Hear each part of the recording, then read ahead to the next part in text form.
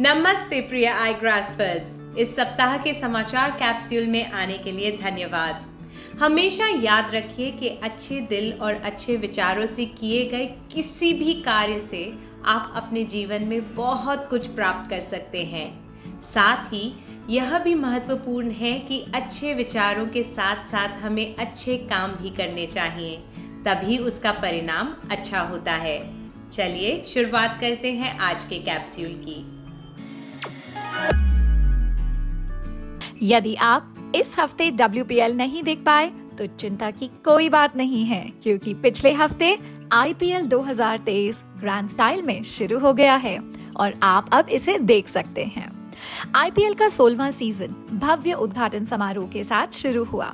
इसमें अरिजीत सिंह, डांसर तमन्ना भाटिया और ब्रॉडकास्टर मंदिरा बेदी भी शामिल थे। मंदिरा बेदी कुछ सालों बाद फिर से वापस आ गई हैं। सीजन के पहले मैचों में गुजरात टाइटंस ने चेन्नई सुपर किंग्स को 5 विकेट से हराया। उसके बाद हर एक टीम ने कुल 2 गेम्स खेले। अभी तक गुजरात टाइटंस सबसे आगे हैं, लेकिन सीजन अभी शुरू ही हुआ है और कोई भी टीम आगे आ सकती है। आपको क्या लगता है, इस साल कौन सी टीम ट्रॉफी लेकर जाएगी? पिछला हफ्ता ऑस्ट्रेलियन ग्रैंड प्रिक्स के लिए बहुत रोमांचक रहा। मैक्स वर्स्टापेन ने अपने रेड बुल को आगे ले जाकर वर्ल्ड चैंपियनशिप पर अपनी पकड़ कस ली। मर्सिडीज के लुइस हैमिल्टन एस्टन मार्टिन के फर्नांडो अलोंसो से आगे आकर दूसरे स्थान पर रहे, लेकिन पिछले साल के विजेता फेरारी के चार्ल्स लेक्लर्क के लिए यह रेस दुर्भाग्यपूर्ण रही। वे यह रेस नहीं जीत पाए। अगले ग्रैंड प्रिक्स इस महीने के अंत में अजरबैजान के बाकू सिटी सर्किट में होगा। हमें उसका बेतहाबी से इंतजार है। मैड्रिड स्पेन मास्टर्स में पीवी सिंधु दूसरे स्थान पर रही। फाइनल में इंडोनेशिया की ग्रेगोरिया मारिस्का तुंजुंग उनसे आगे निकलकर पहले स्थान पर पहुंच गई। सुपर 300 बैडमिंटन टूर्नामेंट का यह समिट क्लैश 21-8, 21-8 के फाइनल स्कोर के साथ 29 मिनट में समाप्त हो गया। क्या आपको मालूम है कि पिछले 8 महीनों में पीवी सिंधु का यह पहला फाइनल था?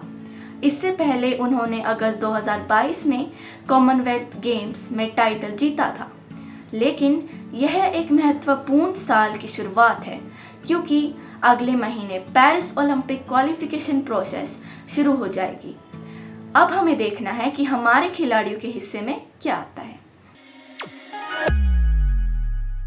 एक ऐतिहासिक स्ट्रेटेजिक शिफ्ट में Finland US led alliance NATO का 31वां सदस्य बन गया है। नेटो की स्थापना 1949 में दूसरे विश्व युद्ध के बाद हुई थी। शुरू में केवल 12 देश ही इसके सदस्य थे, लेकिन उसके बाद इसमें लगातार वृद्धि होती रही एंड वह दुनिया भर में कई मिलिट्री और अन्य ऑपरेशंस में शामिल होता रहा। क्या आपको मालूम है कि इस अलायंस के इतिहास में यह पहला है जिसकी मेंबरशिप प्रोग्रेस सबसे तेज़ है, क्योंकि यह 1 साल में ही पूरा हो गया था। नेटो डिप्लोमैट्स की उम्मीद है कि जुलाई तक शिखर सम्मेलन शुरू होने से पहले स्वीडन भी इसमें शामिल हो जाएगा।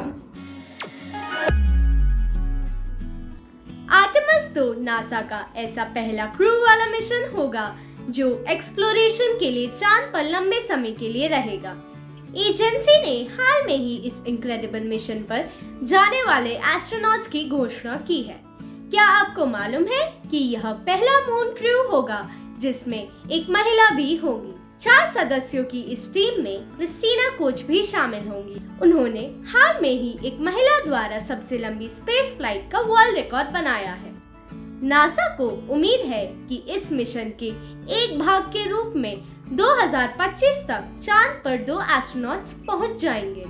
आने वाले कुछ साल बहुत एक्साइटिंग होने वाले हैं ना? आई ग्रास्पर्स, क्या आपने नासा के नए मून टू मार्स कार्यक्रम के बारे में सुना है? खोज के इस स्वर्णिम युग में यह हमारे वैज्ञानिकों की मदद के लिए तैयार किया गया है, ताकि वे चांद पर जाने के लिए बोल्डर मिशन तैयार करके मंगल की ओर बढ़ने के लिए अगली बड़ी छलांग की तैयारी कर सके। एक भारतीय अमेरिकी सॉफ्टवेयर और रोबोटिक्स इंजीनियर अमित क्षत्रिय को हाल ही में इस कार्यक्रम का पहला अध्यक्ष नियुक्त किया गया है। वे जल्द ही अपना कार्यभार संभालेंगे।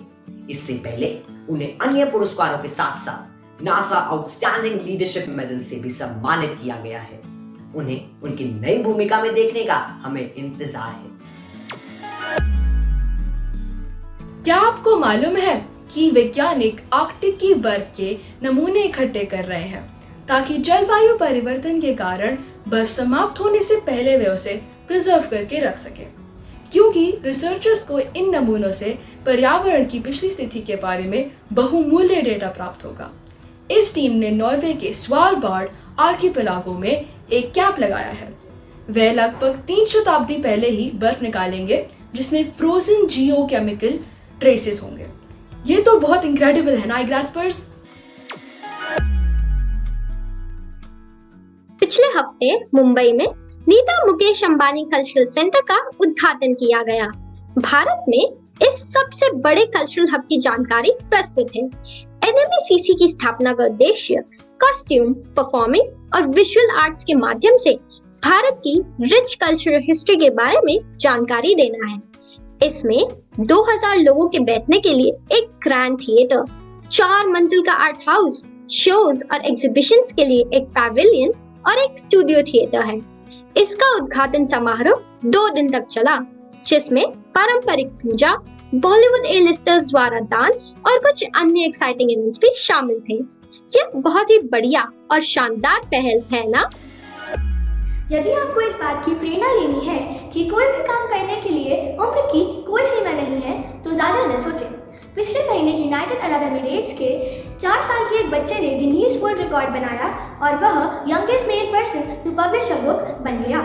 सईद रशीद ने अपनी children's book the elephant Saeed and the bear की 1000 से भी ज़्यादा कॉपीज बेचकर यह रिकॉर्ड बनाया। आपको यह जानकर और भी ज़्यादा हैरानी होगी कि यह काम करने की प्रेरणा उसे अपनी बड़ी बहन से मिली। उसने भी 8 साल की उम्र में youngest female to publish a bilingual book series का रिकॉर्ड बनाया। कितना टैलेंटेड परिवार है ना यह। हमारे शहरों में खेल कूद के स्थान और पब्लिक प्लेग्राउंड्स की कमी रहती है, पर इस समस्या का एक बहुत ही बढ़िया हल निकाला गया है। हाल ही में मुंबई से आई कुछ तस्वीरों में ये देखा गया है कि फ्लाईओवर के नीचे पड़े खाली स्थान को बैडमिंटन कोर्ट, बास्केटबॉल कोर्ट और क्रिकेट पिच में बदल दिया गया है। इस स्थान को नेट से कवर कर दिया गया है ताकि बॉल सड़कों पर ना जाए। हमने यह तो सुना था कि फ्लाईओवर के नीचे चेस खेली जाती है, पर यह तो उससे एक कदम और आगे है। क्या आप अपने शहरों में ऐसा कुछ देखना चाहेंगे? आप हमें अपने विचार contact@igrass.com पर भेजें। इस सप्ताह का मुहावरा है घर का ना घाट का, जिसका मतलब है कहीं का ना रहना। दोनों जगह नौकरी ना मिलने पर वह तो घर का रहा ना घाट का। बूझो तो जाने, खड़ी करो तो गिर पड़े, दौड़ी मीलों जाए, नाम बता दो इसका, यह तुम्हें हमें बिठाए। साइकिल। पहचानो कौन, ये भारतीय गायक किंग ऑफ प्लेबैक सिंगिंग के नाम से प्रसिद्ध हैं। 2020 और 2021 में स्पॉटिफाई द्वारा इनके नाम की घोषणा मोस्ट स्ट्रीम्ड इंडियन आर्टिस्ट के रूप में की गई थी। उनके टैलेंट की पहचान करते हुए उन्हें 6 फिल्म फेयर अवार्ड्स और 1 राष्ट्रीय अवार्ड से सम्मानित किया गया। उन्हें पहचानना आसान है ना? ये अरिजीत सिंह ही हैं। क्या आपको मालूम है उन्होंने अपने करियर की शुरुआत 2005 में की थी, लेकिन 2013 तक उन्हें कोई पहचान नहीं मिली थी। इसलिए हमें सदा अपना काम करते रहना चाहिए। क्या आपको मालूम है कि बादल पानी से बनते हैं, लेकिन हैरानी की बात है कि वे हवा में तैरते हैं। बादलों में पानी की छोटी छोटी बूंदें होती हैं जिनका सरफेस एरिया बड़ा होता है, जो बादलों को नीचे गिरने से रोकता है। पानी की बूंदें बहुत छोटी और हल्की होती हैं और वे नीचे गिर सकती हैं, लेकिन बादलों के नीचे गर्म हवा होने के कारण वे हवा में तैरते रहते हैं। बादलों के विज्ञान को किस नाम से जाना जाता है? अपने जवाब कॉन्टैक्ट अस @igrass.com पर अपने पूरे नाम, स्कूल के नाम और एक फोटो के साथ लिख भेजिए। पिछले सप्ताह के प्रश्न का उत्तर। चीज दुनिया का सबसे ज्यादा चुराया जाने वाला भोजन है।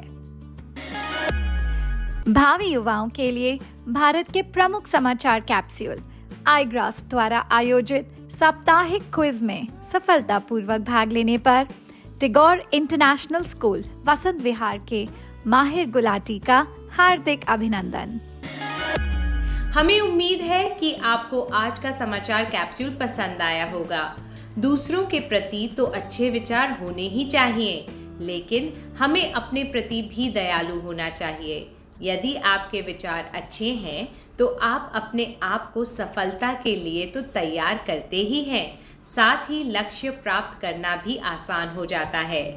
आज के लिए बस इतना ही। आपसे अगले हफ्ते फिर मुलाकात होगी। नमस्ते।